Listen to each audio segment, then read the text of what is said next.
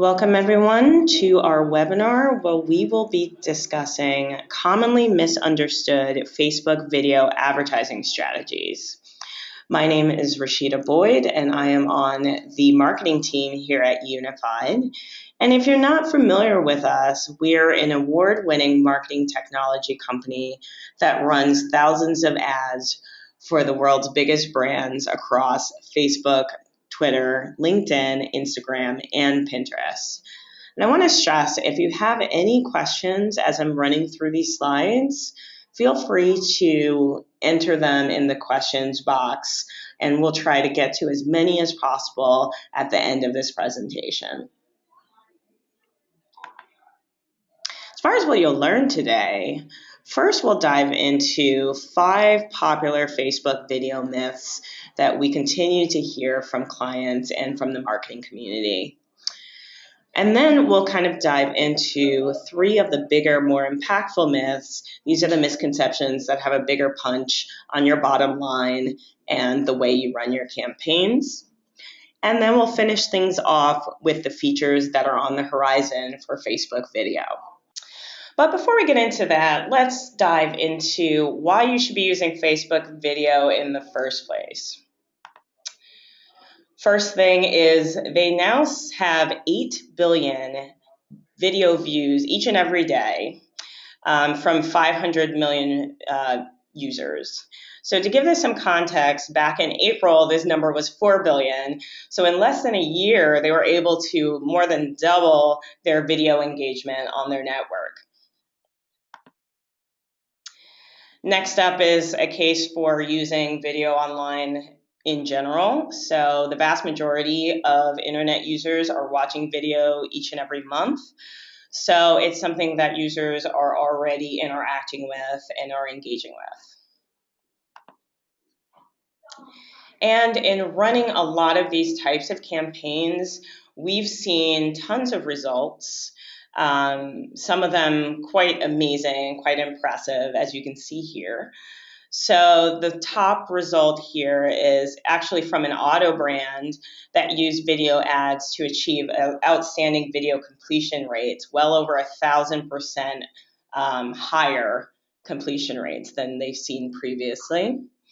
The bottom left is a global toy brand who was able to achieve 176% more efficient CTRs. And the bottom right was from a major movie studio who used video to substantially lower their cost per like. So although Facebook video ads have been around for just over a year and a half, there are some myths that continue to become prevalent. So let's get into some of those. First myth has to do with video length. So the idea that a video that's more than a minute long, or a minute or more rather, won't get any engagement and won't get any views. This really is a little bit misleading because it depends on the creative that you have. So what I mean by that is, as long as the first 3 seconds are captivating, and I should clarify that first 3 seconds without sound, because as we all know, Facebook has their autoplay feature, so the video will start playing without sound. If you can get that user to stop and watch, then it really doesn't matter if your video is 30 seconds or 3 minutes. This is really about the content that you are putting out there. And in fact, there was a recent Nielsen study that showed that from the very moment that a video ad was viewed, there was lift across ad recall, brand awareness, and purchase consideration. So that was even before a single second has passed. Just illustrating the point that video is a really extraordinarily powerful tool that marketers can use on Facebook. Next up is in regards to ad spend. So there is a school of thought that the video that you find on Facebook is exclusively or almost exclusively organic.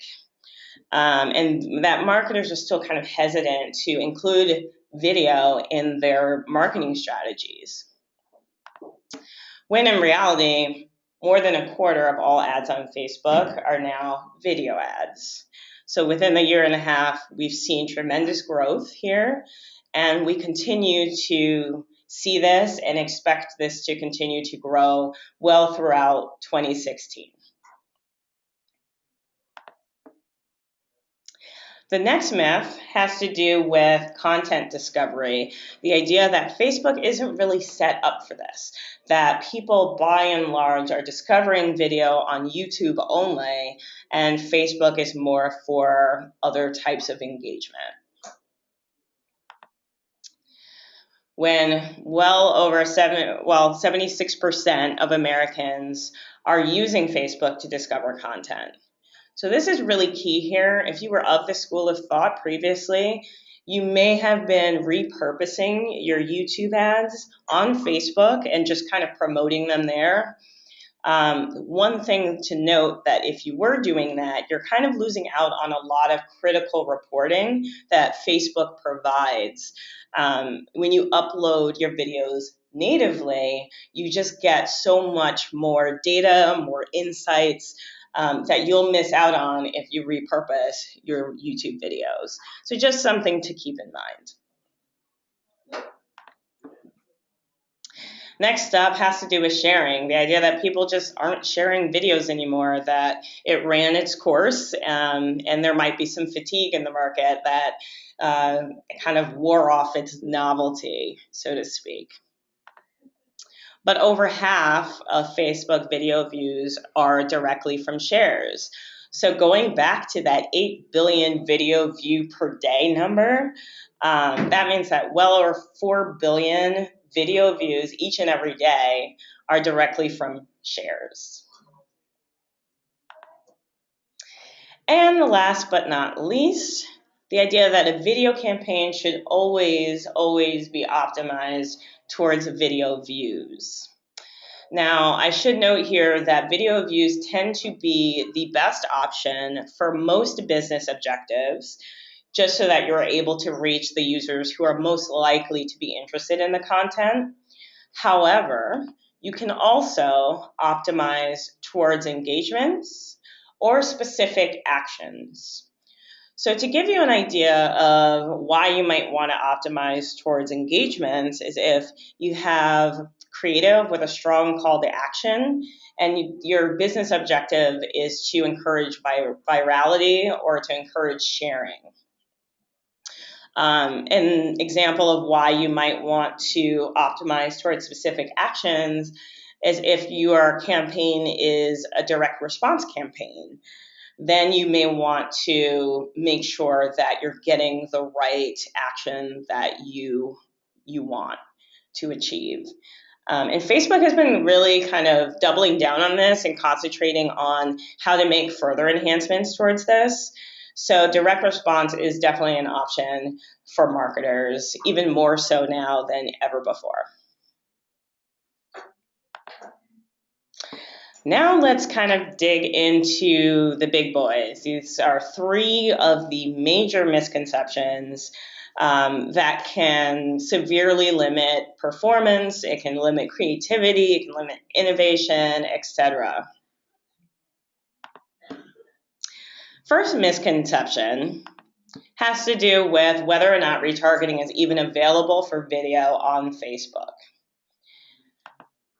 This, of course, is not true. So video retargeting is 100% available on Facebook.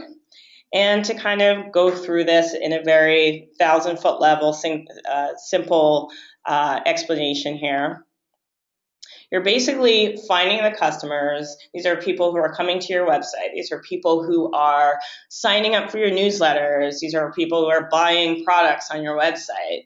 You find these customers on Facebook, and you're able to serve them with the video ad of choice.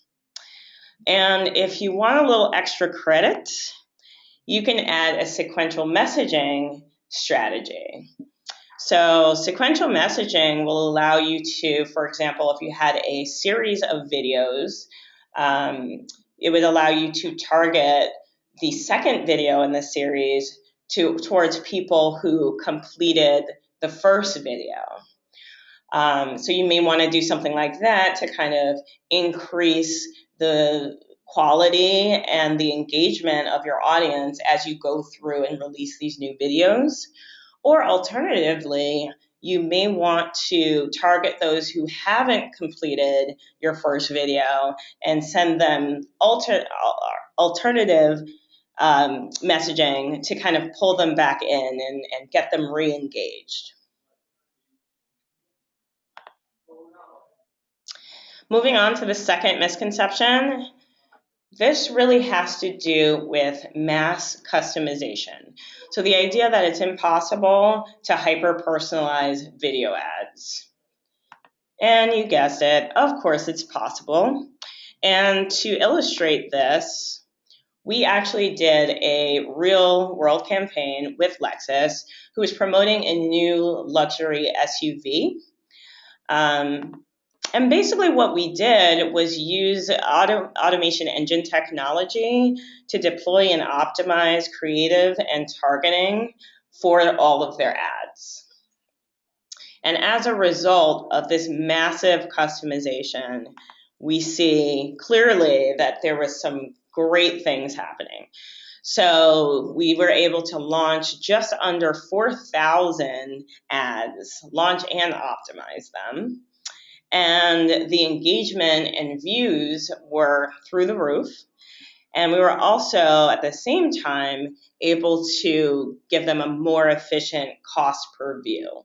So the moral of the story here is the more you can customize, the more likely you can move the needle on your benchmarks and kind of blow past them. And last but not least, the idea that social media is less accurate for video targeting, when of course it's more accurate. And to illustrate this, I'm going to break this into two main parts. We all are familiar with cookies, often used in display advertising. But what you may not know is cookies, when they're collected at the computer level, and they're based on assumptions. So if you have a lovely family like this one here, who's using the same device, the data gets kind of muddied with all of their preferences and all of their behaviors. So the assumptions made aren't exclusive to any one family member. Another thing to note about cookies is it's non-transferable across devices. So the assumptions made for a laptop may differ for the assumptions made for a cell phone or for a tablet. And the last thing to keep in mind when it comes to cookie-based targeting is that a substantial amount of users are actively either blocking or deleting cookies, mainly over privacy concerns. In contrast, we have what we like to call identity-based targeting. This starts off exactly the same, so this data is being collected off of these devices, but instead of being mapped to cookies, they're going to be mapped to social IDs, such as a Facebook profile. So what this does is a couple of things. One, you don't have to worry about anyone blocking it or feeling, that it's intrusive, because they're the ones who are setting up these profiles for themselves. And because it's on a social network like Facebook, it is transferable 100% across devices. And it's tied to an actual individual identity as opposed to assumptions made of potentially a collective identity. And what that ends up doing is making your targeting more accurate because it will be based on authentic data.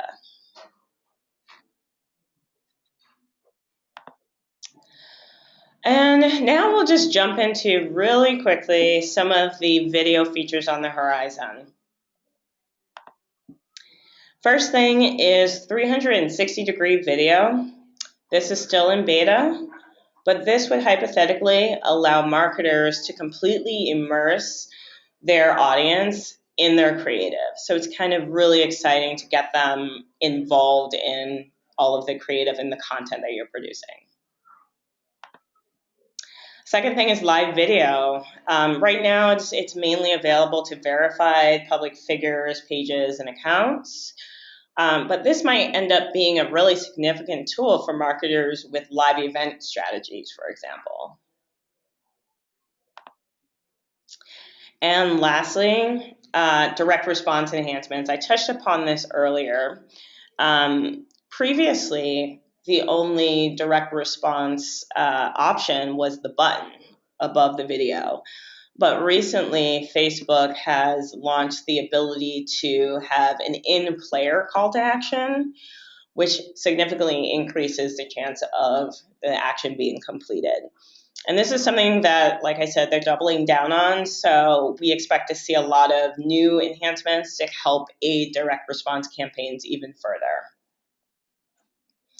So we're a little bit over here, but I'm going to go ahead and take some of the questions that were asked.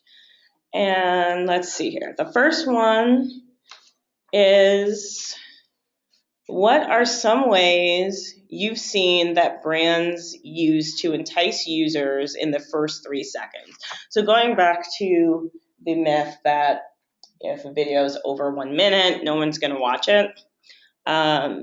Okay, so some of the things that we've seen, we've had clients use text in 2 main ways. You can use it in a caption on the video, or you can use it in the text within the video creative. Excuse me. Another thing may be to just keep in mind that you want to get straight to the point. You only have 3 seconds to grab their attention. So you want to avoid long intros. Another thing is to use vivid colors or imagery. So say you use bright colors or you use a celebrity. These are things that will grab people's attention. And lastly, let's see. You want to probably also remember to keep things simple. Okay. Next question. What direct response actions are available with video? So the direct response actions with the video ads are going to be the same as for photo ads. So you have things like shop now, book now, learn more, sign up, download, these types of actions. Okay, next up, can you use video in carousel ads? So these are the ads that you can have up to 5 show up in the user's newsfeed. And the answer to this question is yes. This is a fairly recent development. So you can either use all video in your carousel ad, or you can use a combination of video and photo. And then, of course, you can use all photo as well. And the last question that we'll take today, is there a limit to the number of videos that can be used for sequential messaging? So to answer this question, first and foremost, you need to remember that sequential messaging can only be run through reach and frequency campaign types. So although there is really no limit, and that's the answer, there's no really any limit to the number of videos you can use with that strategy, you probably should keep in mind the length of your campaign. So if it's a week long, for example, you may want to only limit it to 2 or 3 videos. Or if it's a month long, you may want to limit it to 8 to 12 total over the course of the month. So that's our presentation for today. If we didn't get to your question, no worries. We're going to continue this conversation online. So feel free to follow us at Unified, and we'll be continuing to answer questions submitted throughout the course of the presentation. Thank you so much, everyone, and hopefully you've enjoyed the presentation and have a great rest of your day.